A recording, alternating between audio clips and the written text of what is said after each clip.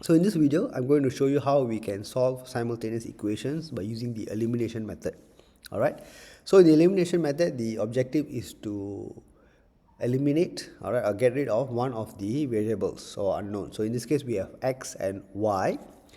Alright, so we can see which variable is easier. Okay, so if for any variable they have the same coefficient, okay, same sign or different sign is okay, but if the coefficient is already the same, then we can straight away use that variable as the one to eliminate.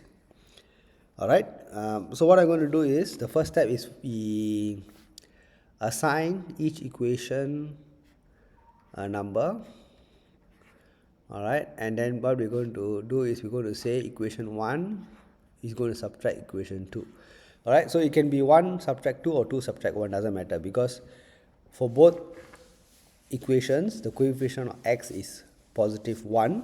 All right, so actually there is a positive 1 here, correct? Only thing we don't see it.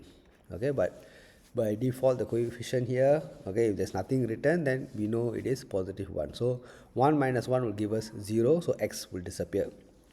So we can either take equation 1 subtract equation 2 or 2 subtract 1, it will be the same. Alright, so let me rewrite the equations here. Okay, so x minus 3y equals to minus 4, x plus 2y equals to 11. Alright, so this is equation 1, equation 2. I am doing a subtraction. So x minus x will be 0, minus 3y minus 2y is minus 5y, minus 4 minus 11 is minus 15. So y is equals to minus 15 over minus 5, which will be 3.